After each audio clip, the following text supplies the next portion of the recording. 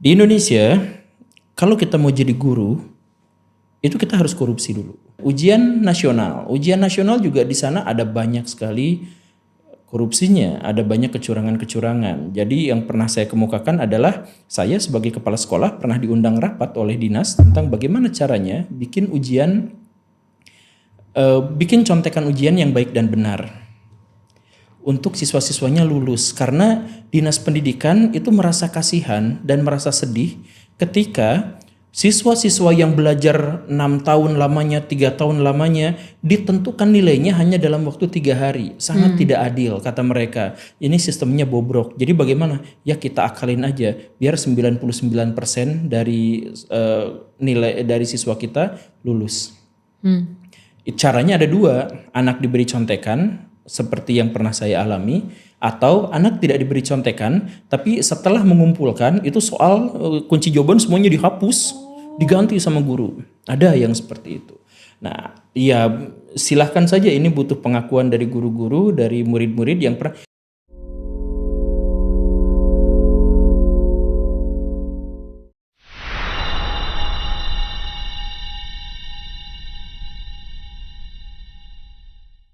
25 Agustus tahun 2023 kemarin seharusnya saya berdiskusi atau berdebat dengan beberapa rektor Universitas Pendidikan se-Indonesia. Saya berharap bahwa ide-ide, gagasan-gagasan dan pikiran-pikiran saya pada waktu itu bisa dikeluarkan, bisa dilontarkan, dan ini, diskusi ini atau debat ini dalam tanda kutip sebenarnya adalah kelanjutan dari kritik saya atas dunia pendidikan. Saya dulu pernah mengatakan, dan ini sebenarnya kan Baraya sudah tahu berujung somasi, tapi intinya seperti ini. Saya katakan bahwa kenapa guru-guru di Indonesia dibayar murah? Karena tidak memiliki kompetensi. Dan kenapa tidak memiliki kompetensi? Karena kalau kita mau jadi guru, pas kita mau calon jadi guru, maka kita tidak diajarkan untuk menjadi guru. Kita tidak dipersiapkan untuk menjadi guru. Jadi calon-calon guru tidak pernah diakomodasi untuk menjadi guru, sehingga mereka tidak memiliki kompetensi itu gitu. Jadi kalau misalkan harus dipaparkan di dunia nyata, kalau misalkan Baraya mau jadi guru itu, Baraya hanya belajar tentang administrasi, Baraya hanya akan belajar tentang materi yang akan disampaikan, tetapi bagaimana cara menyampaikannya, bagaimana beretorika, bagaimana cara mengendalikan kelas dan sebagainya, bagaimana aspek-aspek yang sangat dibutuhkan untuk menjadi seorang guru itu tidak pernah diajarkan. Seperti itulah ceritanya. Nah, karena itu maka saya meminta pada universitas-universitas pendidikan atau sekolah-sekolah tinggi untuk bagaimana caranya untuk bisa menciptakan sebuah lingkungan yang bisa memberikan kepada guru pengalaman mengajar yang baik, atau memberikan kepada guru materi-materi yang baik untuk mengajar. Kan begitu. Tetapi pada faktanya ketika Baraya misalkan mau menjadi guru, maka Baraya tidak diajarkan untuk menjadi guru. Baraya hanya diajarkan menjadi tata usaha, karena suruh bikin administrasi mengajar yang sampai 2 RIM setahun itu, begitu. Atau ketika misalkan Baraya sudah menjadi guru sekalipun, Baraya itu nggak pernah di-upgrade bagaimana caranya mengajar gitu. Sepanjang Baraya menjadi guru, mungkin setiap tahun akan ada pelatihan guru, mungkin setiap ganti kurikulum akan ada pelatihan baru, mungkin kalau kepala sekolahnya rajin dia akan melakukan supervisi dan sebagainya. Tetapi lagi-lagi yang ditinjau, yang dilihat, yang dibahas di situ itu adalah bagaimana caranya bikin administrasi. Nggak gimana caranya jadi guru tuh, enggak seperti itu gitu. Makanya kalau ada in-house training atau ada apa, itu yang diajarin itu adalah bagaimana caranya untuk ngurusin administrasi. Nah, ini masalahnya karena guru-guru itu tidak diajarkan untuk menjadi guru, tetapi guru diajarkan untuk bikin administrasi, menguasai materi-materi yang seharusnya tidak relevan dalam kehidupan sehari-hari sebagai guru, maka guru di Indonesia itu kurang berkompetensi. Saya bilangnya seperti itu. Makanya saya sebenarnya dulu itu pengen menuntut universitas-universitas pendidikan di Indonesia untuk bisa mengganti kurikulumnya kalau mungkin gitu ya.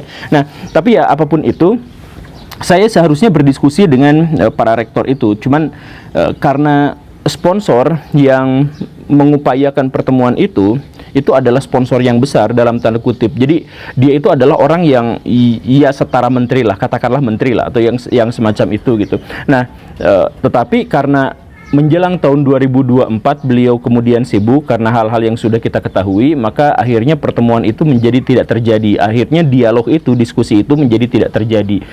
Ya, Baraya bayangin aja kalau misalkan Baraya harus berbincang dengan beberapa orang rektor universitas pendidikan se-Indonesia, maka sponsornya tentu saja harus orang besar. Kalau misalkan tidak, ya tentu saja sangat sulit, birokrasinya juga sangat sulit. Tapi intinya pada akhirnya ya, diskusi itu tidak terjadi atau belum sempat terjadi atau tertunda terjadi, dan ya karena satu hal akhirnya saya menyampaikan ini secara monolog di sini saja.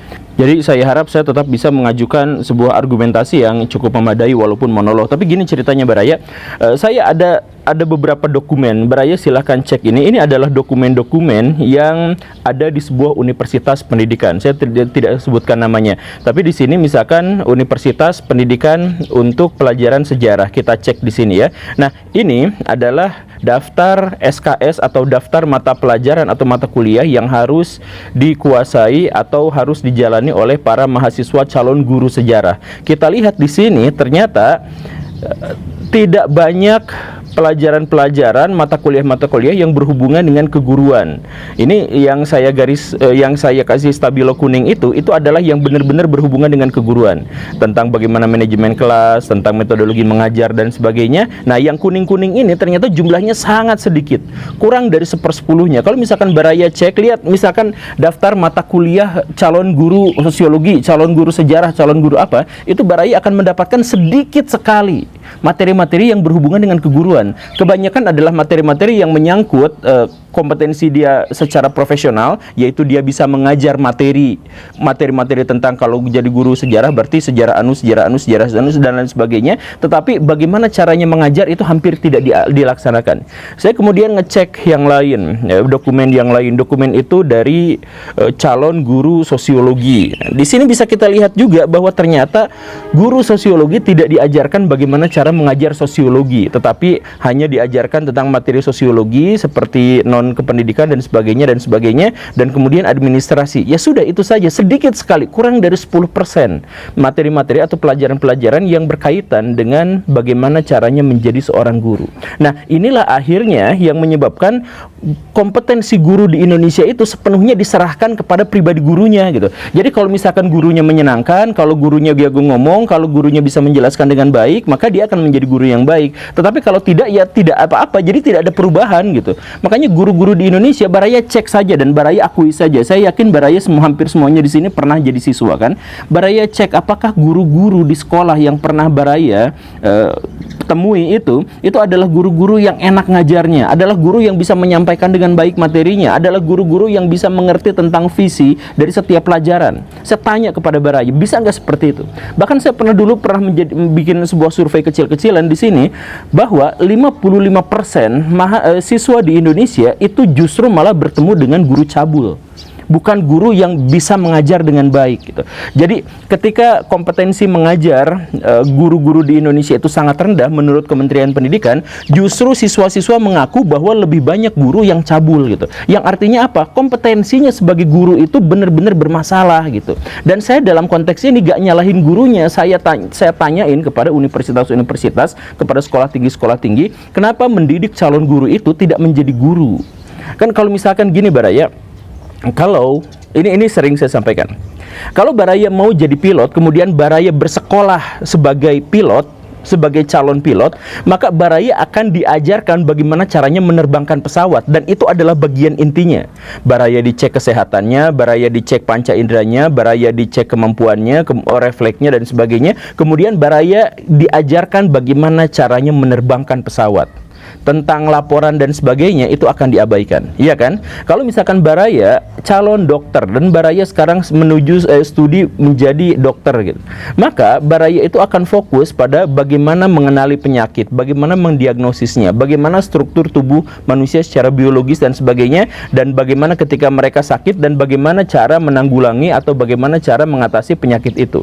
Kita sudah mengetahui itu semua, dan dokter tidak dipaksa dan dokter tidak disuruh untuk bikin administrasi 2 RIM setahun. Tapi guru seperti itu. Jadi kalau misalkan Baraya mau jadi insinyur, Baraya akan fokus pada kompetensinya. Pilot yang menerbangkan pesawat, dokter yang mendiagnosis penyakit, insinyur yang membangun bangunan, itu yang kompetensi itu yang diajarkan. Nah, tapi kalau misalkan guru, Baraya cek yang tadi dokumen yang saya tunjukkan, di mana dia berlatih menjadi guru. Saya kalau saya misalkan ya berwenang, atau misalkan ya, kalau saya berwenang untuk membuat kurikulum untuk menjadi guru, maka saya berpikir bahwa yang harus diajarkan kepada guru itu adalah psikologi anak, psikologi pendidikan, kemudian cara beretorika, menyampaikan pesan, menyampaikan materi, kemudian mengendalikan kelas, bagaimana guru itu benar-benar bisa mengendalikan kelas, kemudian menciptakan suasana belajar yang menyenangkan dengan berbagai pendekatan dan metodologi. Kemudian guru-guru itu harus mampu untuk membuat media ajar, bagaimana berinteraksi dengan media ajar itu, apakah dia dengan proyektor, apakah dia dengan alat-alat peraga dan sebagainya, dia harus bisa menguasai itu. Kemudian dia harus punya banyak sekali pendekatan mengajar, pendekatan retorika, pendekatan bikin kelompok, pendekatan apa dan sebagainya. Kemudian dia harus mengerti, benar-benar harus bisa menjadi sahabat yang baik buat siswa-siswanya. Dia bisa menjadi mentor buat siswa-siswanya. Dia bisa menjawab keluh kesah siswa-siswanya. Kemudian dia harus mengajari metodologi ilmu, kemudian harus ilmu logika, dan yang paling penting harus bisa mengajar bagaimana caranya mengajar. Nah, kalau misalkan guru menguasai itu semua, maka guru-guru akan menjadi sangat berkompeten, dan di kelas dia akan benar-benar bisa mengendalikan dan menciptakan suasana yang membuat siswa-siswanya di masa depan akan benar-benar mendapatkan pencerahan gitu, akan mendapatkan kesuksesan. Kan begitu. Makanya kalau misalkan metodologi-metodologi atau kalau misalkan pelajaran-pelajaran itu diajarkan kepada guru dan guru menguasai, maka guru memiliki kompetensinya. Sehingga dokter tidak akan bisa jadi guru, karena untuk menjadi guru ternyata susah. Pilot tidak bisa jadi guru, karena untuk menjadi guru itu ada kompetensi yang khas gitu. Kan kita mah sekarang enggak. Kalau misalkan pilot bisa jadi guru, kalau misalkan dokter bisa jadi guru, karena apa? Karena tidak ada kompetensi yang khas dari keguruan itu. Tapi guru nggak mungkin bisa jadi dokter, karena ada kompetensi yang khas. Dokter nggak bisa jadi pilot. Siapa yang mau naik pesawat kemudian yang nyetirinnya itu adalah guru gitu, bukan pilot? Kan nggak akan bisa gitu kan, dan nggak akan berani. Karena itu, maka sekali lagi ketika saya mengatakan bahwa guru dibayar murah di Indonesia karena tidak memiliki kompetensi, dan kompetensi tidak dimiliki itu gara-gara memang tidak dipersiapkan untuk memiliki kompetensi, maka saya minta kepada universitas, kepada penyelenggara pendidikan untuk calon keguruan, please lah jangan ajari mereka hanya tentang administrasi saja, jangan fokus pada hal-hal yang remeh-temeh itu saja, formalitas itu saja, tetapi please ajarkan bagaimana caranya mereka menjadi guru. Saya tuh bertanya-tanya gitu, kenapa sih orang-orang di Indonesia kalau misalkan mau jadi guru tuh fokusnya itu adalah administrasi yang dua rim itu gitu. Kalau ganti kurikulum, bukan dipahami kurikulumnya yang berganti, tetapi dipahami bagaimana cara membuat administrasinya. Padahal kalau misalkan udah bikin administrasi, dilaporkan kepada kepala sekolah nggak pernah baca itu. Dan kalau misalkan dikirimin ke dinas juga nggak pernah baca itu. Jadi administrasi yang dua rim, satu orang, 1 tahun itu sama sekali nggak dibaca. Tapi kenapa itu yang dipaksain gitu. Jadi guru favorit atau tidak ketika dia bikin administrasi apa segala rupa yang bikin formalitas-formalitas seperti itu gitu. Saya kemarin berbincang dengan perwakilan guru se-Indonesia, termasuk juga di sana ada kepala sekolahnya gitu. Ketika saya mengatakan bahwa kurikulum merdeka itu jangan fokus ke administrasinya, karena itu gak penting-penting amat, itu mah pelaporan yang semuanya bisa dikerjakan secara formalitas. Yang paling penting dari kurikulum merdeka atau merdeka belajar itu adalah bagaimana kita memahami secara mental cara mengajar yang baik, bagaimana pendekatan mengajar yang baik, bagaimana kita bisa mendekati siswa secara personal, bagaimana kita misalkan bisa mengajarkan satu pelajaran tertentu tanpa membebani otaknya, kan seperti itu gitu. Nah, tetapi si guru-guru kemudian mengatakan semuanya, ya ini yang perwakilan guru-guru itu. Guru-guru itu mengatakan semuanya, kami ketika mendapatkan penjelasan tentang kurikulum merdeka, tentang merdeka belajar, ya tentang administrasinya, sekarang administrasinya jadi lebih rumit, jadi lebih susah, ya asing sih bagi kami karena harus dirubah begini begitu dan sebagainya.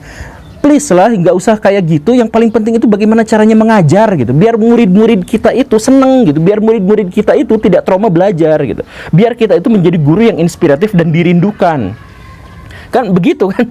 Saya pernah itu fokus pada gimana caranya mengembangkan siswa, saya dipecat di sebuah sekolah yang kemarin, ya itu pokoknya mah itulah. Tapi seperti itu. Dan kemarin kan saya heran juga, ini kenapa guru-guru di Indonesia pada mengatakan bahwa setiap setiap ganti kurikulum, dalam hal ini kurikulum merdeka, si guru-guru itu mengeluh karena ya kami diajarin kurikulum merdeka tetapi administrasinya saja, tolong dong disampaikan ke kementerian. Mereka kan sampaikan seperti itu.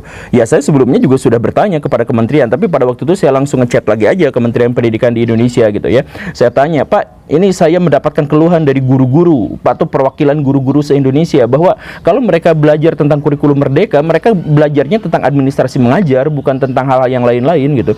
Terus apa tanggapan dari Kementerian Pendidikan? Dia justru malah bilang,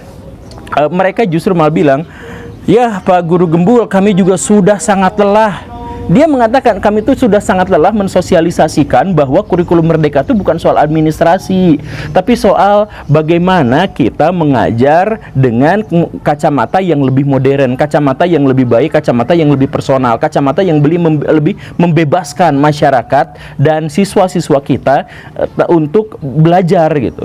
Jadi personalisasi, bagaimana siswa-siswa itu dilihat kompetensinya apa, kemudian bikin proyek-proyek yang disesuaikan dengan kompetensi itu. Harusnya tuh begitu, fokusnya tuh gimana cara ngajar. Tapi gak tahu ceritanya gitu. Tapi balik lagi ke administrasi. Makanya saya heran nih Barayan, ini lucu. Tolong berikan saya sebuah jawaban. Presiden Indonesia mengatakan guru-guru jangan terlalu dibebani oleh administrasi. Menteri Pendidikan mengatakan guru-guru jangan fokus pada administrasi. Guru-guru seluruh Indonesia mengeluh, kami tuh mau ngajar tuh susah karena dibebani oleh administrasi yang terlalu panjang. Oke, begitu. Jadi artinya apa? Dari yang atas sampai yang bawah kompak, fokusnya jangan ke administrasi, fokusnya adalah bagaimana caranya mengajar. Tapi entah bagaimana setiap pelatihan guru dan universitas-universitas se-Indonesia, pendidikan itu kalau misalkan menerima siswa untuk calon menjadi guru, itu yang diajarin kebanyakan adalah administrasinya yang akan diganti kalau menterinya ganti. Yang diajarin itu bukan caranya mengajar sedikit sekali yang tadi saya tunjukkan, gak sampai 10%. Kebanyakan itu adalah bagaimana caranya. Ya ampun, kenapa sih? Makanya saya tanya sekali lagi, dari presiden, menteri, sampai semua guru-guru kompak bahwa fokusnya itu adalah ngajar, bukan administrasi. Tetapi yang ditagih sama kepala sekolah selalu administrasi, yang ditagih sama dinas dan pengawas selalu administrasi. Kenapa seperti itu? Kenapa mereka tidak langsung ngajarin kepada guru-guru itu bagaimana pendekatan mendekati siswa dengan sangat baik, mengajarkan siswa dengan sangat baik? Dan akhirnya apa? Karena si guru-guru itu tidak memiliki kompetensi untuk mengajar, karena memang tidak diajarkan untuk seperti itu, atau tidak mendapatkan sebuah fasilitas untuk bisa mempelajari itu, maka siswa-siswa di Indonesia itu mengumpat terhadap guru. Siswa-siswa kita itu kalau gurunya nggak hadir, kalau gurunya rapat, hore jam kosong, senang luar biasa. Ya gimana mau maju, gimana bangsa ini mau maju kalau siswa-siswanya aja takut sama pembelajaran, takut sama gurunya. Gimana bisa maju? Gimana anak-anak kita itu menjadi sukses kalau misalkan ketika mereka proses belajar, mereka ternyata malah trauma belajar. Kan begitu. Nah, ini dimulai dari keguruan. Please, gurunya diajarin untuk menjadi guru, bukan jadi tata usaha, please lah. Ini saya juga heran dan saya tuh lemes gitu. Bahkan Menteri Pendidikan atau Kementerian Pendidikan sendiri sampai mengaku kami lelah untuk mensosialisasikan ini. Jadi ini siapa? Ya teman saya yang orang Garut, si Kucluk. Dia tuh kepala sekolah. Dia berteori, tapi ini mah teorinya dia gitu ya, teori konspirasi. Dia bilang seperti ini, kan presidennya, menterinya, jajarannya, saya, kemudian guru-guru di bawah tidak mau fokus pada administrasi tapi fokusnya mengajar. Tapi kenapa prakteknya masih ini? Ya mungkin karena ada oknum-oknum yang pengawas atau apa gitu yang memang nagihnya itu tuh biar ada celah untuk menerima suap.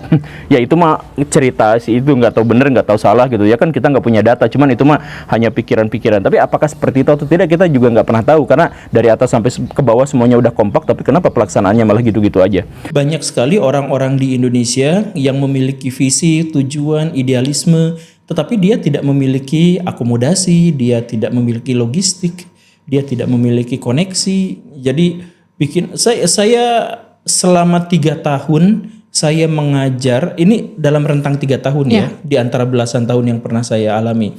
Dalam 3 tahun itu saya pernah mengajar di 4 sekolah swasta yang semuanya kekurangan siswa dan semuanya kekurangan biaya. Dan guru-gurunya dibayar dengan sangat-sangat seikhlasnya. Dan guru-guru terpaksa harus nyari pekerjaan yang lain, dan itu diminta oleh kepala sekolahnya sendiri, sedemikian sehingga absennya di sekolah, di kelas tidak benar. Karena harus mencari sumber penghasilan yang lain, karena sekolah yang dimaksud itu tidak memberikan gaji yang memadai. Dalam bahasa yang sangat ringannya, kalau misalkan nilainya itu dikonversi ke sekarang, saya juga pernah mengajar di sebuah sekolah yang saya digaji itu 100.000 rupiah per 3 bulan. Per 3 bulan. Jadi sebulannya 33.000 rupiah. Itu pernah yang seperti itu. Jadi kalau misal dibilang miris, kemudian kita berbicara tentang pendidikan di Papua, pendidikan di pelosok, di NTT dan sebagainya, saya orang Bandung dan itu kejadiannya di Bandung. Iya, padahal maksudnya yang orang-orang pikir udah kota yang cukup maju gitu, tapi kan tetap ada sekolah-sekolah yang juga kurang beruntung ya. Dia kurang beruntung dan terlalu gegabah untuk di antaranya karena ada orang yang idealis tetapi dia tidak memiliki kemampuan manajerial yang baik. Ada juga sekolah yang didirikan hanya untuk cuci uang. Sekolah bisa jadi cuci uang. Kalau cuci uang bisa apa-apa juga bisa kan. Atau misalkan ada program dari pemerintah cepet-cepetan harus ngambil. Pokoknya mah harus selenggarakan pendidikan yang sejelek apapun nggak apa-apa. Yang penting itu dana dari pemerintah yang sekian harus kita ambil. Ada yang macam-macam. Jadi sekolah itu macam-macam. Dan ketika misalkan kemarin ada aturan dari pemerintah misalkan nanti SD SMP akan digratiskan misalkan yang seperti itu ya slogan lama lah. Ya katanya sekolah swasta bakal ikut gratis juga kan. Ya, nah itu kan langsung berbondong-bondong sekolah-sekolah itu untuk berdiskusi gimana caranya agar kita dapatnya lebih besar daripada ini. Dan atau ada sekolah yang saya ketahui ya tidak mewakili semua hal, tapi ada yang saya ketahui. Jadi sekolah itu rapat dadakan. Gimana caranya agar kita tetap bisa memungut biaya dari orang tua siswa. Oh, pikirannya langsung ke duit ya? Iya ada dan itu fakta. Jadi sekolah-sekolah kita itu kalau dibilang korupsi dimulai di situ ya tentu saja. Korupsi di bidang misalkan studi tour ada korupsinya besar lagi. Kalau misalkan ada studi tour yang kecelakaan, maka kita harus investigasi apakah itu hasil korupsi atau tidak. Karena ada rumusan di sana. Pernah sekolah? Ya, pernah disuruh berenang ya sebulan sekali. Nah, untuk banyak sekolah itu juga ladang korupsi. Sedetail renang, baju, apa itu name tag, apa segala rupa yang semacam itu. Itu banyak sekali. Ladang-ladang korupsi di sana. Dan pada akhirnya apa? Guru-guru juga mengajarkan kepada anak-anaknya korupsi juga. Mengajarkan bahwa ya tidak apa-apalah nyontek. Iya. Ya, nyontek itu kan sebenarnya adalah tradisi yang lumrah di Indonesia. Bukan gara-gara anak-anaknya doyan nyontek, tetapi itu dinormalkan sedemikian rupa. Ketika anak-anak dikasih tugas, mereka terbiasa nyontek. Ketika anak-anak ulangan, mereka terbiasa nyontek. Ketika ujian juga terbiasa nyontek. Bahkan ketika ujian nasional misalkan, anak-anak diajak untuk nyontek bersama-sama. Agar mereka bisa lulus. Ya, agar mereka bisa lulus dan lain sebagainya. Jadi saya pikir ini adalah hal lumrah yang sudah diketahui bersama terkait dengan pendidikan di Indonesia. Tapi berarti kalau misalnya korupsi gitu, bagaimana ya maksudnya memandang itu kan emang udah pasti gak etis secara moral juga. Cuman ya kondisinya mungkin karena guru-guru tersebut memang kurang memadai, gak cukup. Bukan itu sih masalahnya. Oh bukan. Masalah utama dari bangsa Indonesia itu bukan miskin, tapi mengira bahwa dirinya miskin. Jadi kita nanya dari orang paling kecil sampai orang paling gede, maka mereka akan menghasilkan jawaban-jawaban yang sebenarnya didasarkan pada pesimisme terhadap dunia, terhadap bahwa dirinya tuh miskin gitu. Kenapa Anda beli BBM yang bersubsidi? Ya kami sebagai rakyat kecil, kata orang yang naik Alphard.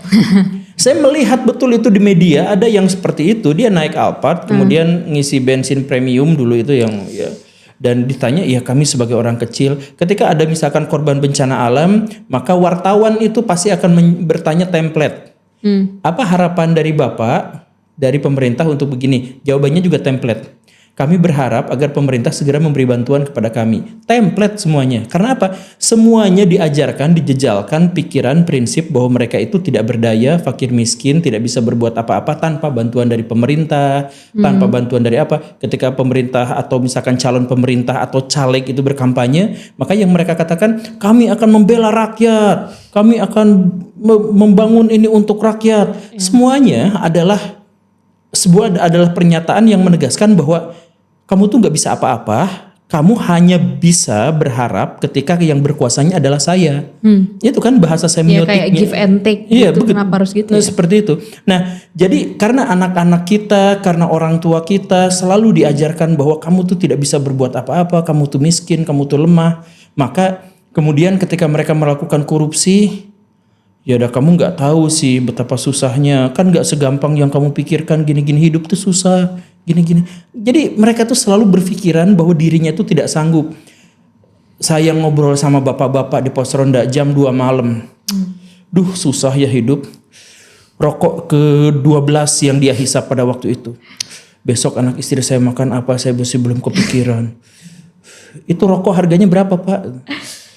Itu yang jadi masyarakat kita tidak benar-benar miskin. Masyarakat kita mengira bahwa dirinya miskin sehingga mereka menghalalkan kejahatan, mereka menghalalkan korupsi demi anak istri, gimana lagi. Itu kan. Nah, itu dimulainya dari mana? Ya dari sekolah.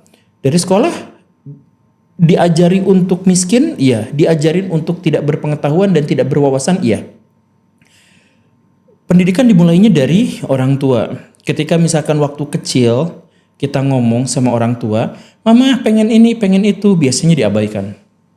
Mama menurut saya begini, diabaikan. Mama gini, kamu tuh ngomong terus sih, ini main HP lagi. Atau ngobrol sama tetangga lagi. Itu mungkin 71% orang tua kita seperti itu. Ya.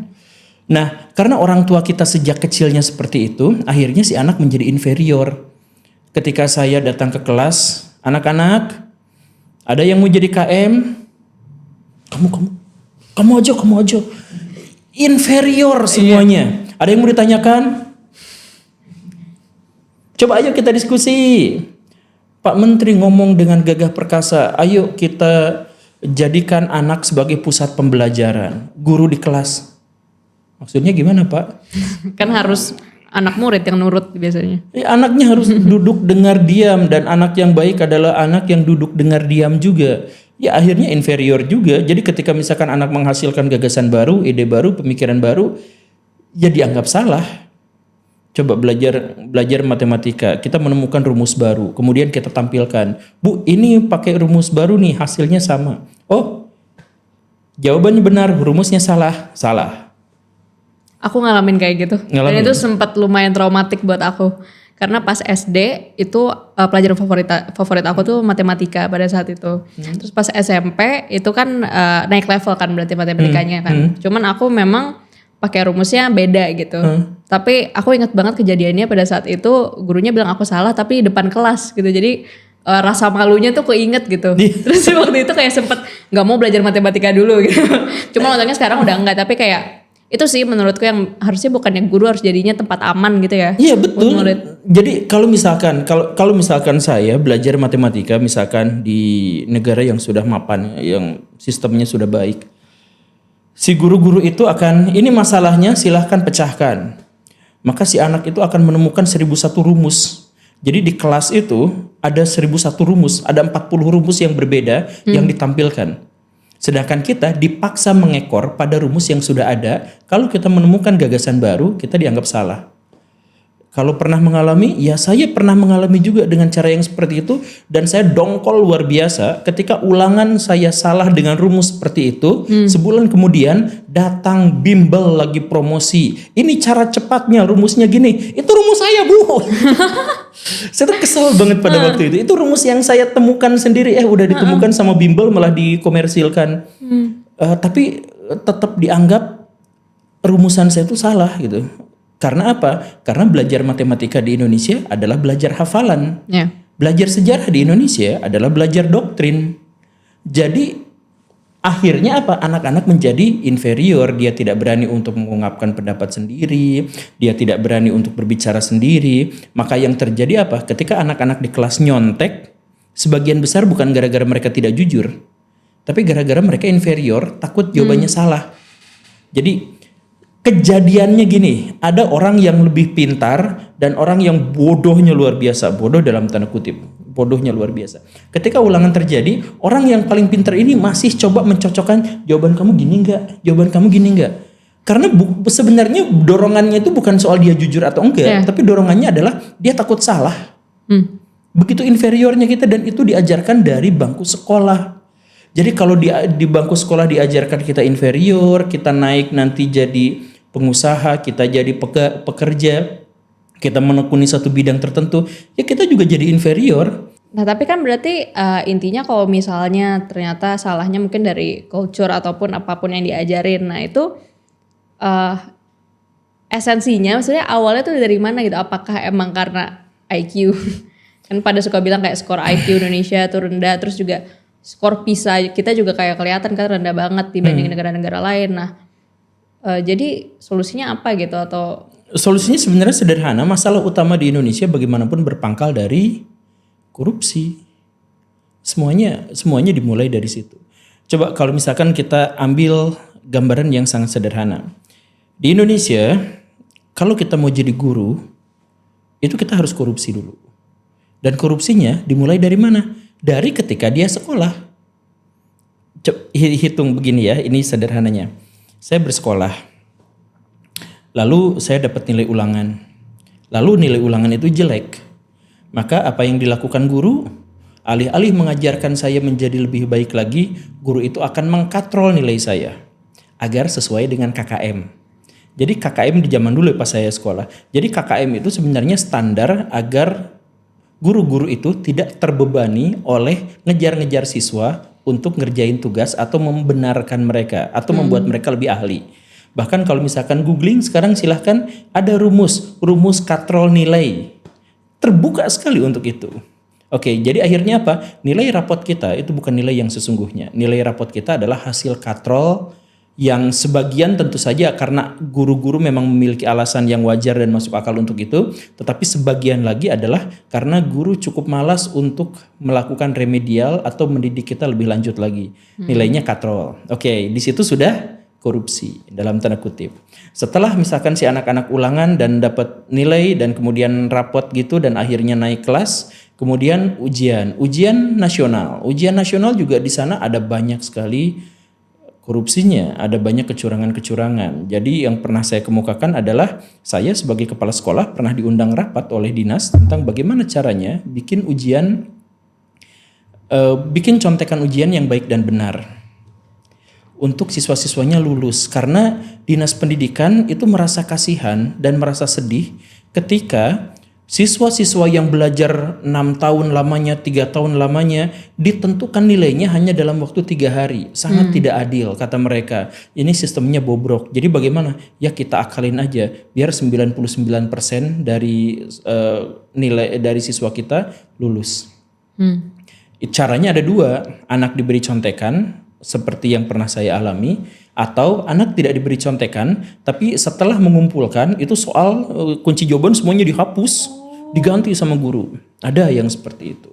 Nah, ya silahkan saja, ini butuh pengakuan dari guru-guru, dari murid-murid yang pernah, karena terpaksa, sekali lagi ya, terpaksa. Bagaimana ceritanya siswa-siswa yang belajar selama 3 tahun, 6 tahun bersama saya di sini, kemudian hasil akhirnya ditentukan. Dan bayangkan akhirnya apa? Ujian nasional pada waktu itu dari Sabang sampai Merauke nilainya sama. Lulus 99,9%. Iya kan? Yang Papua 99,9%, yang Jakarta lulus 99,9%. Yang luar biasa anehnya apa? Kan soalnya sama. Tapi yang Jakarta memiliki akses luar biasa terhadap ilmu pengetahuan, sedangkan yang di Papua laboratorium nggak punya, kelas aja runtuh. Tapi nilainya bisa sama dihadapkan pada soal yang sama. 99,9% lulus. Kenapa seperti itu? Ya karena di situ ada rekayasa. Di situ aja kita sudah korupsi lagi. Kemudian apalagi kalau misalkan ada anak yang berusaha membocorkan, ini bocor, digebukin sama anak sekelas. Iya. Jadi Malah kalau jujur salah. yang jujur itu salah. Di Indonesia tuh yang jujur itu salah. Nah, setelah si anak itu misalkan lulus, akhirnya masuk ke universitas. Di situ juga penuh kebohongan. Universitas-universitas di Indonesia sekarang lebih dari 50% mahasiswanya cum laude. Kenapa seperti itu? Demi akreditasi A. Artinya apa? Di situ juga ada masalah lagi di situ. Anak-anak yang tidak benar, yang belajarnya tidak baik, yang copy paste dari internet, yang kalau misalkan ketika mereka presentasinya baca PowerPoint, itu nilainya A dan dapat cum laude di Indonesia. Cek UGM berapa persen? 67%. Itu Even yang negeri pun juga. even yang negeri favorit maksud saya. Segitu. Lalu nanti oke, saya sudah dapat cum laude. Kemudian ngelamar pekerjaan. Ngelamar pekerjaan, prestasi kita setinggi apapun kita kalah sama orang dalam. Ya? Ngalamin? Yang anaknya siapa ya? Nah, jadi dengan rentetan itu, apakah kita masih berharap bahwa korupsi bisa hilang? Kan diajarkan sistematis dari bawah, dari TK, SD, SMP, SMA. Nah, kemudian kita bikin misalkan, oh, saya punya ide. Kita lihat saja negara-negara asing bagaimana cara mendidik anak-anaknya. Negara Indonesia di skor PISA-nya kan paling rendah. Ya. Tetapi dikelilingi oleh negara-negara dengan skor PISA paling tinggi. Singapura, Australia, bahkan Malaysia itu tinggi sekali kan skornya di situ. Kita studi banding ke sana. Studi bandingnya juga korupsi. Pejabatnya cuma jalan-jalan ke sana. Ya laporan mah nanti belakangan dibikinin sama Aspri gitu. Paling guru yang ikut berapa, pejabatnya 10. Iya, pejabatnya 10, gurunya berapa, terus pas balik lagi juga gak dapat esensinya. Iya. Akhirnya ya administrasinya gitu, yang dilaporkan administrasinya lagi. Nah, coba kalau misalkan semua korupsi itu hilang. Selesai masalahnya kan? Masalahnya dimulai dari korupsi. Jadi kalau misalkan pendidikan kita mau maju tuh ya korupsinya dihilangkan. Nah, pertanyaannya siapa yang bisa menghilangkan korupsi yang sudah mendarah daging ini? Bagi saya sih itu dimulainya dari pimpinan. Pimpinan itu punya otoritas, punya kekuasaan, punya wewenang untuk bisa mengubah keadaan. Kalau misalkan pimpinannya tergantung pada mafia, ketergantungan pada koruptor, ya tidak bisa berbuat apa-apa. Tapi kalau misalkan pemimpinnya bisa, ya saya yakin juga Indonesia akan menjadi baik-baik saja. Saya melihat bahwa misalkan yang terjadi di Cina 20 tahun yang lalu, Cina tuh jadi bahan olok-olokan. Negara paling kotor, paling polutan, pendidikannya paling ngaco, diketawain, produk-produknya bajakan semua, kualitasnya jelek sekali kan. Itu 20 tahun yang lalu tuh masih begitu. Teman-teman saya yang Cina juga, saya kemarin pulang dari Cina, terus malu banget sumpah. Emang leluhur gue kayak gitu ya tinggal di situ, WC-nya dia cerita betapa buruknya Cina 20 tahun yang lalu. Sekarang Cina adalah satu-satunya negara yang bisa mentertawakan Amerika Serikat. Dan bagaimana itu bisa? Ya dimulai dari kepemimpinan yang solid, yang kuat, yang berani mengeksekusi orang-orang jahat. Ya koruptor di sana mati kan. Iya, bukan hanya koruptornya yang mati, bukan hanya masalah hukuman bagi para penjahat, tapi penegakan hukum yang benar-benar ada gitu.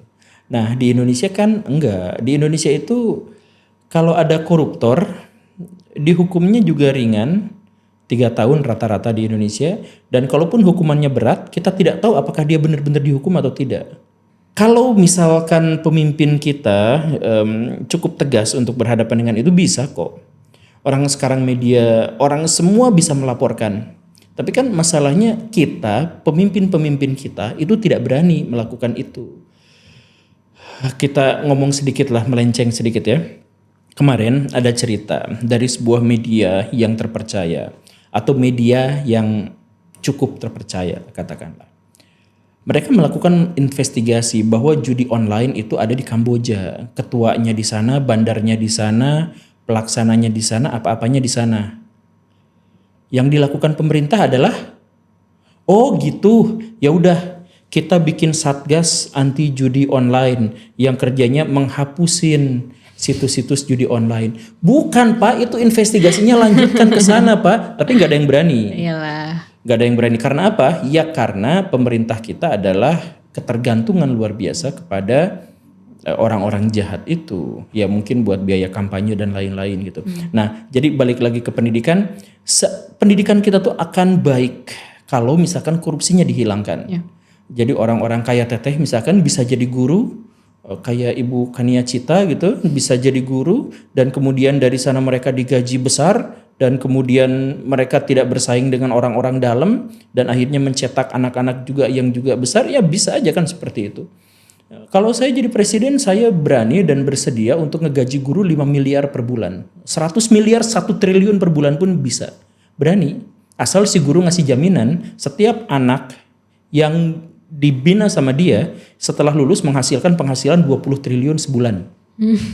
Bisa aja kan seperti itu. Jadi guru itu dinilai berdasarkan output siswanya, bukan berdasarkan administrasinya. Si guru berhasil nggak? Ketika si guru itu ngajar di situ, dia menginspirasi, dia memotivasi, dia mendorong siswanya sampai batas level tertentu sehingga bahkan dia jauh melampaui kecerdasan dan prestasi dari gurunya. Itu kan tugas dari guru itu kan. Dan emang udah seharusnya begitu, nggak melihat dari kuantitas. Betul, tugas guru itu. Sekarang tidak pernah ada mengukur kecerdasan guru, mengukur kompetensi guru dari lulusannya. Guru diuji kompetensinya dari apanya? Dari administrasinya, nulis absennya benar atau tidak. Oh jadi nggak ada tes buat guru tuh? Ada, tapi tesnya ngaco. Uji kompetensi guru itu menghasilkan 80% guru tidak berkompeten. 80% guru tidak berkompeten menurut uji kompetensi. Setelah saya cek uji kompetensinya, soal-soal tesnya pun tidak berkompeten. Soal untuk mengetes guru tidak berkompeten. Orang soalnya masih ada Pangeran Diponegoro meninggal pada tahun. Jadi isi dari amandemen yang keempat undang-undang ini adalah soal kayak gitu tuh tidak boleh. Soal faktual seperti itu merusak, tapi itu masih dipakai dan itu untuk menguji guru-guru. Jadi mana yang lebih percaya? Apakah kita percaya 80% guru tidak berkompeten atau gara-gara uji kompetennya sendiri tidak berkompeten? Ya dua-duanya ternyata. Iya, in the end aku malah ngeliatnya jadi semuanya serba salah sih. Jadi kayak ya muter-muter di situ aja karena dari pimpinan juga korupsi, bawahan ya semuanya ngikut jadinya. Ya makanya gampang. Kalau misalkan untuk guru ya, guru itu dinilai berdasarkan siswanya nanti berhasil sampai sejauh mana, sesukses apa siswanya. Dinilainya aja dari situ output. Kan kalau misalkan kita ya, misalkan ada perusahaan mobil lah.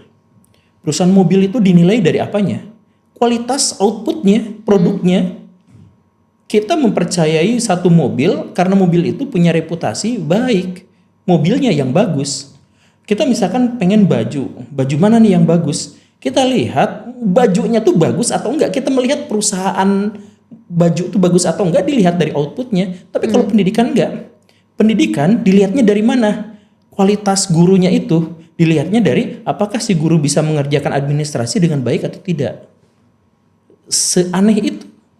Seabsurd itu. Tapi kalau misalnya masalahnya kan selama ini kita tahu kalau misalnya kata orang kalau misalnya mau keluar dari rantai kemiskinan itu bisa lewat pendidikan dan lain-lain gitu. Tapi kenapa di Indonesia ya setauku juga bahkan alokasi dana buat pendidikan setelah aku cek tuh sebenarnya buat Kementerian Pendidikan aja tuh nominalnya dikit gitu. Iya. Jadi kelihatannya banyak tapi sebenarnya yang banyak itu sebenarnya lebih ke sosialnya kan. Yang tapi bukan rapat, bukan penyuluhan dan lain-lain gitu. Penyuluhan. Iya. Jadi kenapa ya itu nggak pernah difokusin sama pemerintahan sebelumnya? Padahal kan udah jelas gitu jawabannya. Ya itulah. Jadi pemerintah kita, saya mohon maaf ya, pemerintah kita itu nggak belajar logika, sama sekali nggak belajar logika. Jadi ya itu tadi, misalkan ya judi online merugikan negara 100 miliar lebih ya. Ya anggaplah 100 miliar setahun anggaplah. Dan itu ada di Kamboja. Maka solusinya adalah bikin satgas, gak nyambung. Pendidikan kita kalau misalkan kalau ya menggunakan uji kompetensi. Yeah. sekolah kita masalahnya ada pada kompetensi guru yang kurang. Maka solusinya apa? Kurikulumnya diganti. Kausalitasnya di mana itu kan premis 1, premis 2, ya harusnya kesimpulannya gitu juga gitu. Jadi masalah pertama, pendidikan kita buruk.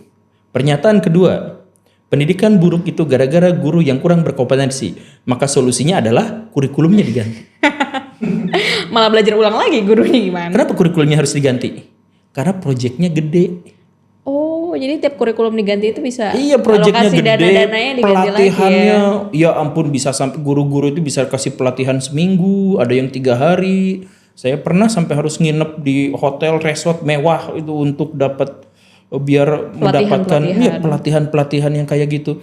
Saya bilang dengan kurikulum 2003 saya bisa bikin anak-anak itu belajar cybergogi dan langsung efektif, langsung bagus.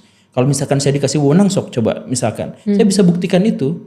Tapi kan yang dilakukan tidak, yang itu rapatnya banyak di hotel mewah pula gitu kan. Kemudian nanti ada seminar, ada uji coba, ada studi banding ke sana ke sini dan sebagainya. Pak, masalahnya kan guru-gurunya yang bermasalah. Kenapa kita bikin kurikulum yang baru? Nggak nyambung. Dan menurutku itu juga ya itu sama, nggak nyambung soal perbandingan. Iya, apa namanya, kita ambil aja contoh dari negara Swedia.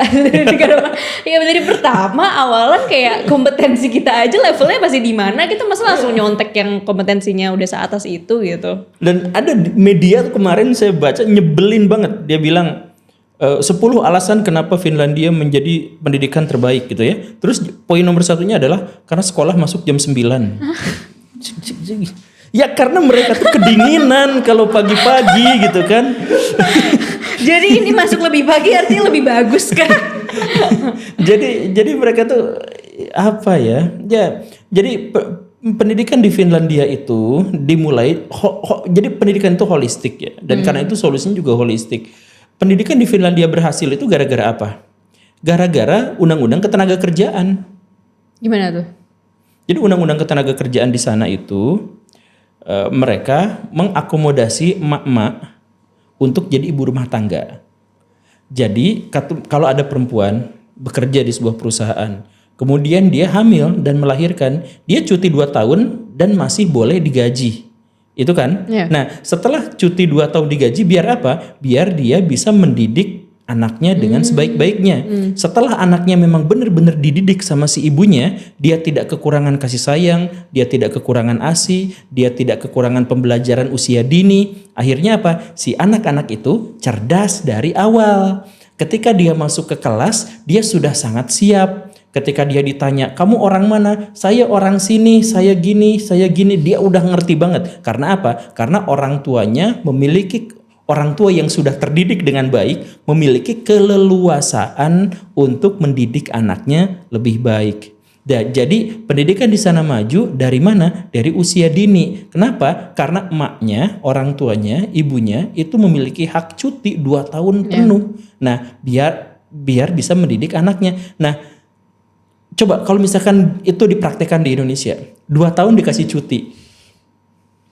Gimana ceritanya ada emak-emak 2 tahun cuti ini ya tentu ada demo, ada apa investasi langsung kabur semuanya, wah segala rupa itu ribet. Nah ya karena apa? Ya karena kompleks, semuanya itu ada dalam satu kesatuan yang holistik gitu. Jadi dimulainya bisa dari mana aja kalau misalkan udah ini ya jalan gitu. Nah makanya saran saya kalau misalkan mau pendidikan mau maju di Indonesia, penegakan hukum dulu. Penegakan hukum, maka korupsi dan lain sebagainya bisa ditekan atau kalau mungkin bisa dihilangkan sama sekali. Kalau misalkan sudah ditekan dan dihilangkan sama sekali, maka tidak akan ada lagi orang dalam. Kalau tidak ada orang dalam, maka yang memangku kebijakan itu adalah orang-orang yang berkompeten, termasuk guru-guru di situ juga berkompeten. Karena tidak ada sogokan, tidak ada sistem orang dalam. Kalau misalkan gurunya sudah berkompeten, maka siswa-siswanya juga akan terdidik menjadi lebih baik.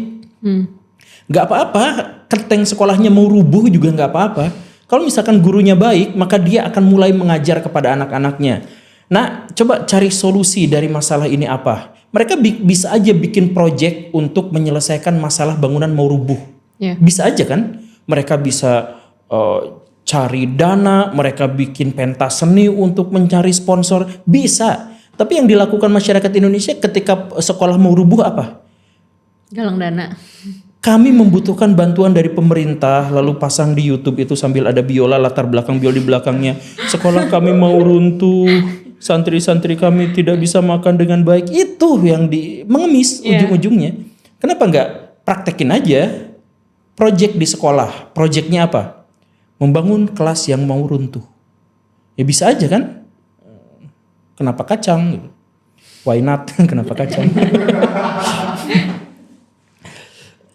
Ya, jadi pendidikan ya relevan. Jadi bukan hanya sekedar teori. Ya.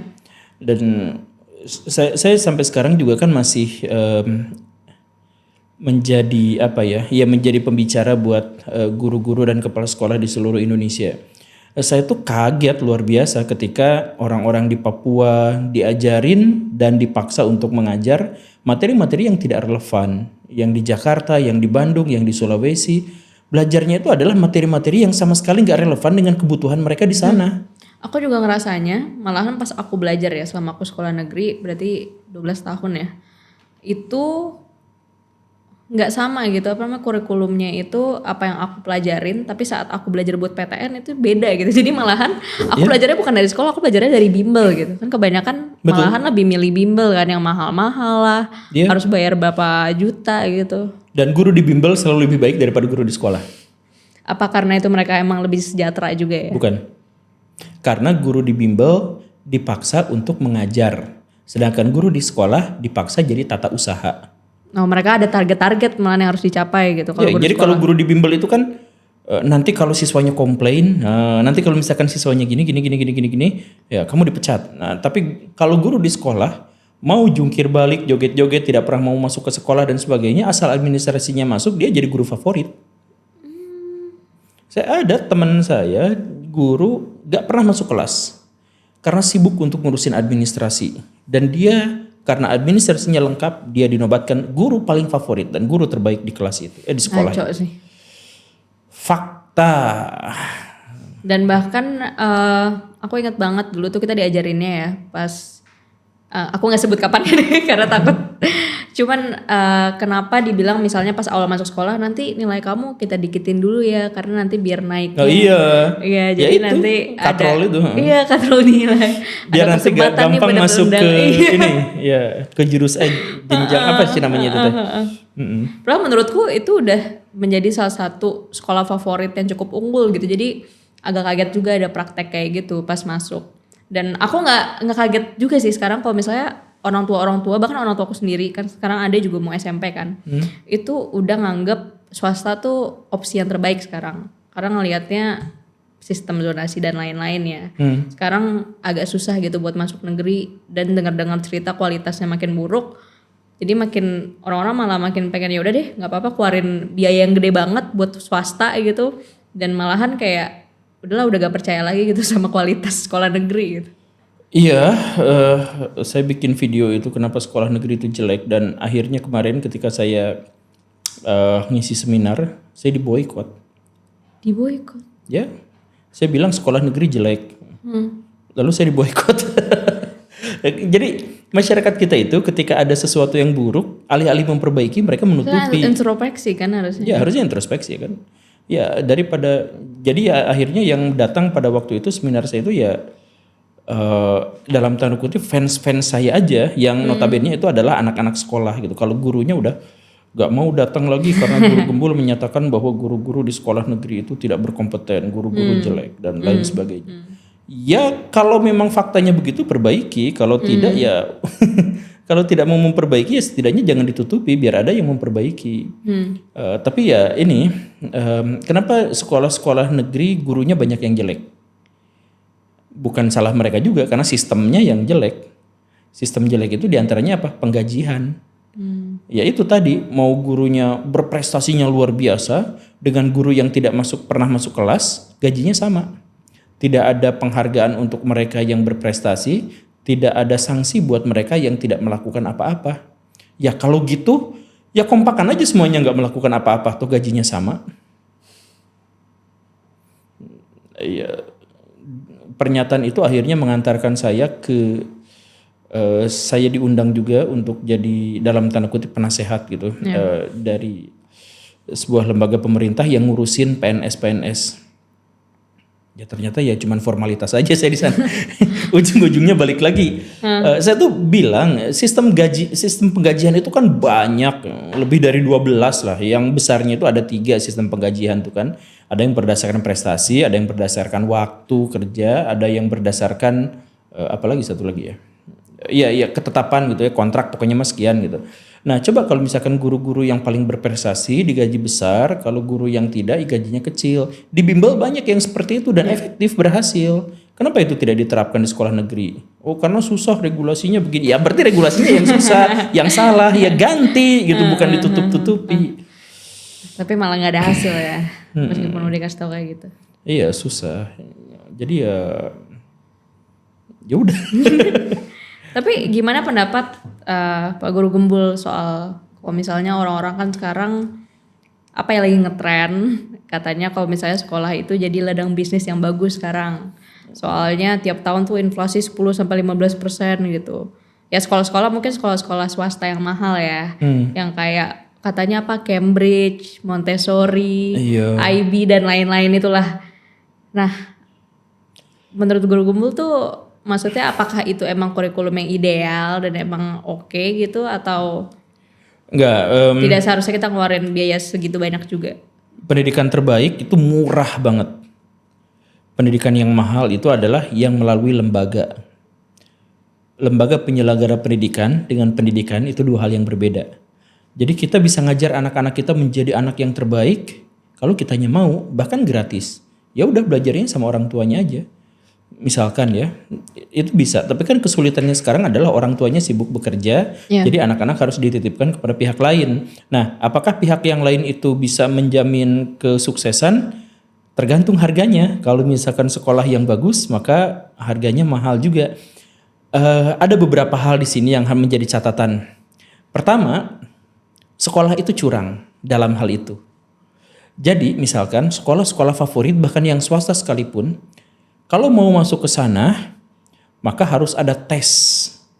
Tesnya susah. Sehingga hanya orang-orang super cerdas saja yang bisa masuk ke situ. Setelah hanya orang super cerdas yang bisa masuk ke situ, lulusannya ternyata cerdas-cerdas, berprestasi, dan akhirnya bisa membanggakan nama sekolah. Setelah itu, dieksploitasi nama besarnya itu, kemudian dikapitalisasi juga. Kami telah meluluskan anak yang juara olimpiade ini, juara olimpiade. Ya kan sejak awal dianya udah pinter ada di situ. Ketika anak itu berprestasi, juara taekwondo, juara silat, juara apa, pialanya kan disimpannya di sekolah dan itu akhirnya jadi portofolio ditampilkan. Sekolah kami juara ini, juara ini, juara ini. Ya, dalam hal itu berarti apa? Ya berarti curang kan? Berarti mereka hampir tidak melakukan apapun kecuali hanya mempertahankan apa yang sudah dimiliki secara gift dari siswa-siswanya itu. Ada cara yang seperti itu. Tapi ada juga memang sekolah-sekolah yang kami bawa kurikulum begini dan kami harus menjamin kesejahteraan guru kami itu menjadi seperti ini. Makanya biayanya mahal. Ada yang seperti itu. Ada yang kami tidak jamin prestasi kok. Prestasinya banyak yang lulusan kami jelek-jelek itu kami harus akui. Tapi biayanya mahal karena apa? Ya demi penyelenggaraan pendidikannya yang baik. Kami tidak berorientasi pada hasil tapi berorientasi pada proses. Ada yang ngomong kayak gitu dan memang ada sekolah yang seperti itu. Ada juga. Jadi sebenarnya macam-macam. Nah jadi kalau misalkan nanti kurikulumnya ada Montessori, berbasis pada pengalaman, ada Cambridge dan lain sebagainya. Pada akhirnya lebih banyak mereka itu memberi koneksi alih-alih pembelajaran dan pendidikan kepada anak-anak kita itu. Jadi apakah di situ memang benar-benar membuat si anaknya sukses? Bukan, yang membuat anaknya sukses itu orang tuanya. Orang tuanya kaya, udah punya koneksi, nah itu tuh hanya salah satu bentuk aja di antara sekian. Nanti kalau misalkan anaknya gagal sekolah juga si orang tuanya bisa lempar ke sekolah mana gitu kan bisa. Yang pasti keberadaan sekolah-sekolah itu semakin menciptakan polarisasi yang kuat di masyarakat, menciptakan kasta-kasta. Saya berkali-kali bertemu dengan Saya juga kan pernah sekolah di sekolah swasta yang luar biasa bonafit itu, yang tadi ubinnya itu bisa bikin kinclong banget. Nah, itu tuh sekolahnya tuh bener-bener bagus gitu ya, bener-bener bonafit. Nah, tapi si sekolah itu sama sekali pernah satu kali gitu ya, itu dijadikan ajang flexing dan pamer-pameran antar orang tua yang kaya raya. Sinyal status lah ya. Ya, jadi ada kejadian lucu nih gini. Apa? Pas pertandingan olahraga di luar sekolah, ada siswa nonjok siswa yang lain. Tonjok, jepret. Ternyata yang ditonjok itu anak jenderal. Waduh. Kaya raya. Dia langsung lapor polisi, langsung divisum, langsung ditunjukkan. Lalu apa? Orang yang nonjok itu harus dipidana, harus gini-gini dan sekolah wajib minta maaf. Kepala sekolah digelandang sama polisi. Ternyata apa? Yang nonjoknya anak pengusaha super kaya. Lalu si ini ngelawan. Tidak bisa seperti itu, kamu yang harus minta maaf. Jadi polisi bikin laporan, dicabut lagi. Bikin laporan lagi, pengacaranya kencang-kencangan gitu. Jadi bahasa kasarnya ya, saya kasih duit segini asal laporan dicabut. Oke, laporan dicabut. Besoknya laporan lanjutkan, saya kasih segini. Gitu aja terus. Yang menang ini mah polisinya. Si gurunya, kepala sekolahnya stres sebulan itu keluar masuk ke kantor polisi dan akhirnya apa? Harus minta maaf di media nasional, harus segini-segini. Ya gara-gara apa? Gara-gara satu siswa ditonjok sama siswa yang lain lalu divisum, yang satu anak jenderal, yang satu anak pengusaha kaya. Ya pendidikannya di mana di sana ya nggak ada, itu cuman pamer-pameran otoritas aja bahwa saya lebih berkuasa daripada kamu, pengacara saya lebih baik daripada pengacara kamu, duit rekening saya lebih banyak, kekuasaan saya lebih besar, saya bisa menguasai preman di wilayah ini, segala rupa itu yang dikeluarkan di sekolah favorit. Karena apa ya? Karena sekolah favorit yang dimaksud bukan benar-benar favorit, tapi sekolah yang dimaksud itu benar-benar kaya raya, benar-benar orang yang masuk ke situ punya dana yang melimpah. Gitu. Kalau menurut Guru Gembul, tapi buat orang-orang yang nggak seberuntung mereka ya gitu. Cuman ya berarti kesempatannya lebih kecil buat dapat pendidikan yang lebih bagus dan lain-lain. Enggak. Semua orang punya akses yang sama terhadap pendidikan. Semua orang punya akses terhadap pendidikan dalam konteks perubahan, transformasi dari tidak menjadi bisa gitu ya. Nah, yang menjadi masalah adalah penyelenggara pendidikan itu yang jadi makelarnya. Jadi apakah makelar itu adalah makelar yang jujur atau makelar itu adalah makelar yang tidak jujur? Seperti yang saya bilang tadi, seandainya anak-anak di Indonesia misalkan ya tidak bersekolah sama sekali, bisakah dia sukses? Bisa.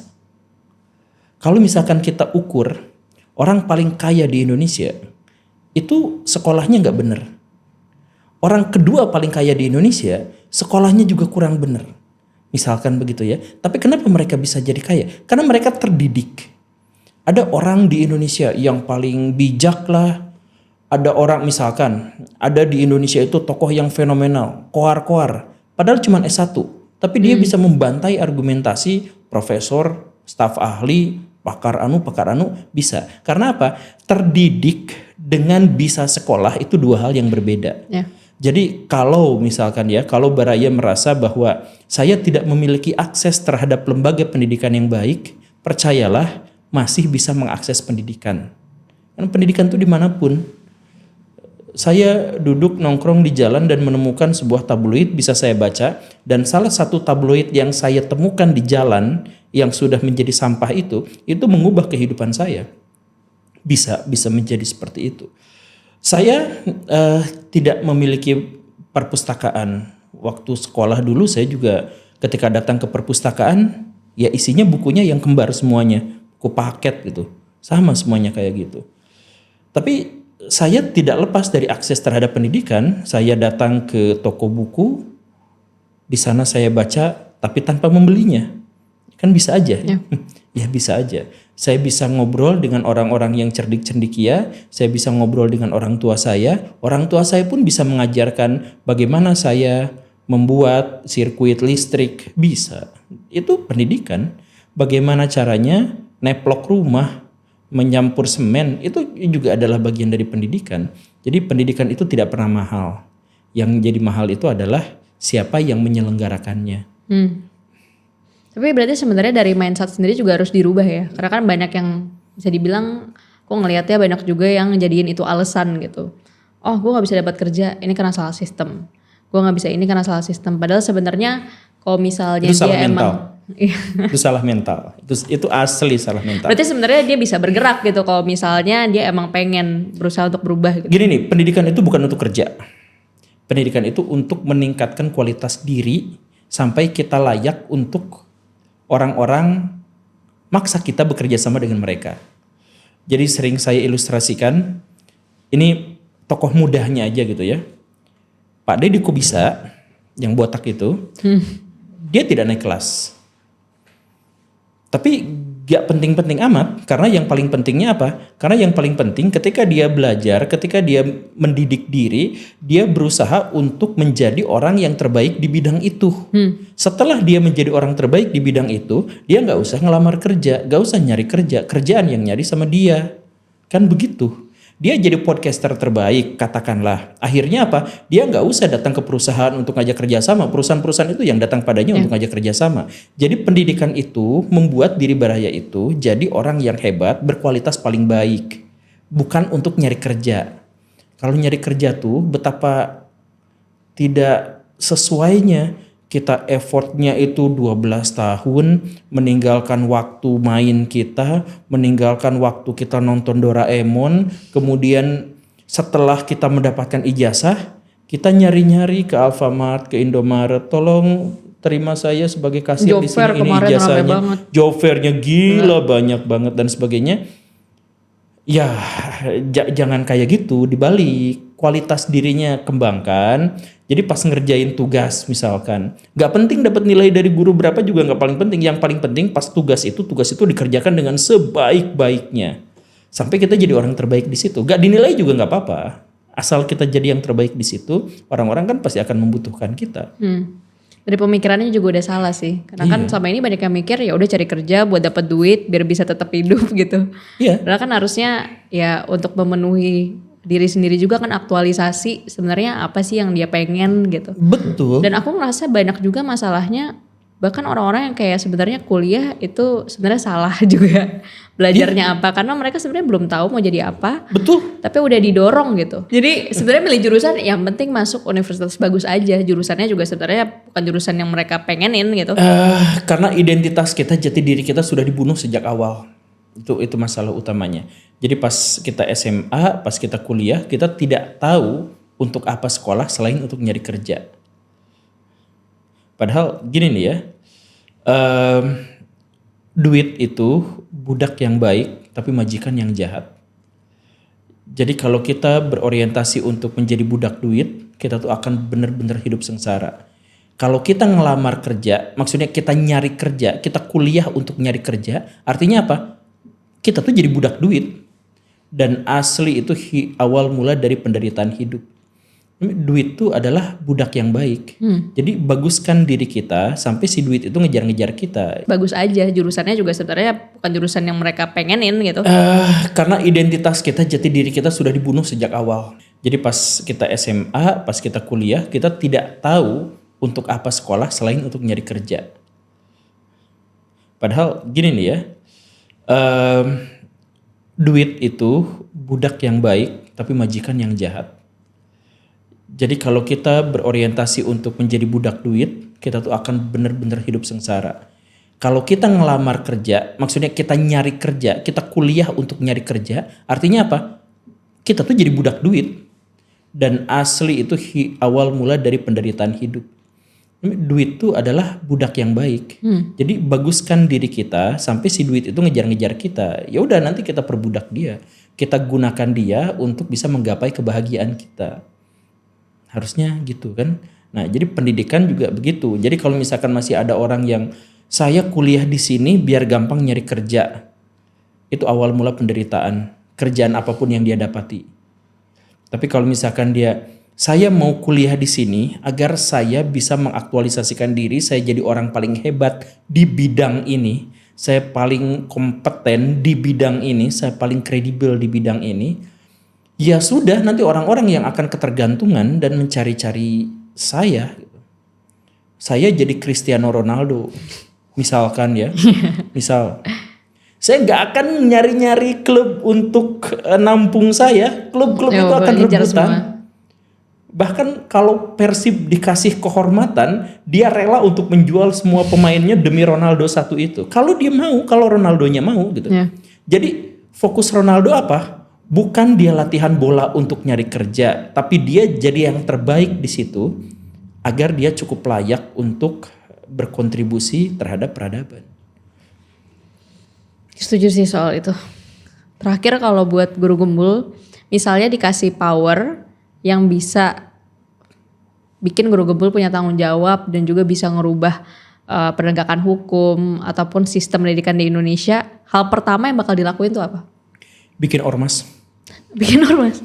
Bikin ormas yang sangat-sangat kuat dan sangat-sangat setia pada saya sampai mereka mau melakukan apapun yang saya minta, termasuk menyingkirkan penjahat-penjahat yang ada di kementerian. Itu bukan pemikiran yang bahaya gitu. Itu Nazi. Itu pemikiran Hitler. Ketika dia mau jadi berkuasa, dia bikin SS, pasukan yang bahkan lebih kuat daripada pasukan Jerman. Sebagai pemimpin dia sukses. Sebagai manusia dia jahat. Tapi sebagai pemimpin dia sukses. Jadi maksudnya ya saya bikin ormas yang sumpah setia sama saya. Dan saya bisa berangus orang-orang jahat itu. Kok misalnya nanti Guru Gembul jadi orang yang jahat? Hitler tuh akhirnya mati dengan cara yang paling mengenaskan. Tapi mewariskan salah satu negara dengan kekuatan industri terkuat di dunia. Ya gak apa-apa lah jadi penjahat. Tapi kalau pengkultusan terhadap satu orang itu berarti Guru Gembul setuju? Enggak. Oh, enggak. Pengkultusan itu jahat. Pengkultusan itu menghentikan peradaban. Pengkultusan itu akan mengakhiri kesetiaan pada seseorang. Ketika orang itu umurnya pendek ya ikut kesetiaannya juga akan berakhir kan. Enggak, maksud saya bukan menjadi Hitler yang dikultuskan. Maksud saya adalah saya mau bikin ormas. Kalau buat sistem pendidikannya sendiri yang spesifik, apa yang pertama kali ini harus disingkirin nih? Gitu. Iya, sistem pendidikan kita tuh udah baik. Asli sistem pendidikan kita tuh baik. Jadi orang-orangnya. Perundang-undangan kita tuh baik, aturan kita tuh baik, yang menjalankannya. Indonesia itu negara dengan regulasi paling banyak di seluruh dunia. Bahkan buang sampah dimanapun kita tuh ada aturannya. Nah siapa yang menaati aturan itu kan yang jadi masalahnya kan. Ya udah itu. Coba kalau misalkan penegakan hukum di Indonesia baik misalkan gitu ya. Ya udah semuanya tertib dengan sebaik-baiknya karena hukum kita tuh sudah memadai gitu. Nanti ada yang dirubah ya rubah aja langsung. Ya susahnya itu adalah yang coba Jakarta macet gara-gara apa? Ya, gara-gara banyak yang punya mobil dan mobilnya itu cuma dipakai sama satu orang. Coba kalau pakai pendidikan yang bagus, misalkan kita bikin project gimana? Ya udah, bikin aja motor yang ada atapnya kayak mobil, bikin kenyamanan seperti mobil, tapi seramping motor, bisa nggak? Bisa. Itu bisa mengurangi kemacetan? Bisa. Itu cukup sopir di depan dan bosnya yang sambil ngerokok itu, ya tapi bentuknya kayak motor seramping itu depan dan belakang aja, udah selesai di situ. Kalau misalkan pendidikan kita bisa menghasilkan proyek kayak gitu, bayangkan seberapa banyak kemacetan yang bisa dihilangkan. Ada nggak yang berpikir dan berorientasi ke arah sana? Ya enggak. Politiknya nggak mau, apanya juga nggak mau, ya gitu kan. Ya masalahnya soalnya Guru Gembul biasanya bukan soal political will juga, tapi sebenarnya masalah kompetensi sih. Jadi pimpinan-pimpinan kita jadi orang selalu bilang ini kebijakan gak ini karena mereka kurang ada kemauan nih buat ngesahin kebijakan ini. Tapi ya mereka terkadang emang gak nyampe aja pikiran. Iya asli. Kasarnya saya ngobrol sama ya udah. Makasih banyak udah stay tune di Napak Tanah. Kali ini kita banyak bahas soal sistem pendidikan dan jadi tahu langsung dari praktisi langsungnya yang selama ini udah 11 tahun ya berarti ya. Enggak lebih. Oh lebih ya. Berarti lebih 2008. juga. Ya jadi kita ya semoga Guru Gembul bisa ya beneran bikin ormas ini kan nanti biar baraya-baraya dan saya juga join membasmi orang-orang jahat dan membuat sistem pendidikan Indonesia lebih baik. Terima kasih. Nanti saya pakai topeng.